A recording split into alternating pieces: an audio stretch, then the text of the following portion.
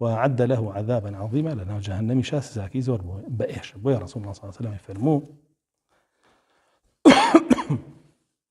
أي فرمو لا يزال المسلم في فصحة من دينه ما لم يصب دما محرم. إنساني إيمان دار بردوام لدينك يا الله جل جلاله بركتي بسر أرجينا ورحمتي بسر أرجينا وأتواني باشتر دين داري بكان حتى أكو بجدار نابي لخوينك حرام هر يكي لو شعر خويني باسمان. ورسول الله صلى الله عليه وسلم يفرمو أو كسي بجدار ولا خويني إيمان دارك كبنا هق رجين را ولا رجي قيامتها ديو مكتوب بين عينيه آيس من رحمة الله لأنه شواني نسراوة بيبشل رحمي الله أو لعنتك يا الله جل جلاله. وبهمان شيوة رسول الله صلى الله عليه وسلم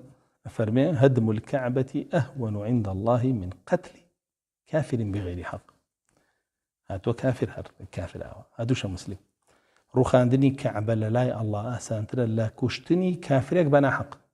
يعني كافرك لو سيتشيني باسمعك ذمية يا معاهدة ياخذ مستأمنة كعبة بروخ يعني لو باشتري برويك لو أنا بكوجي كعبة بروخ يعني توانك لبيني خوتو الله بس كأوت كشت أو حقك بسرته يا هب ولا الدنيا أنا دعوتي وحقك دولتي مسلمان في دعوت وأنا دعوتي أو بيني خوتو خالكيا أبي بعجكي بدي ويفرمي وعد له عذابا عظيما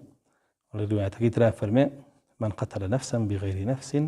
أو فساد في الأرض فكأنما قتل الناس جميعا. كسي بكوجي بنا حق شايستي كشت النبي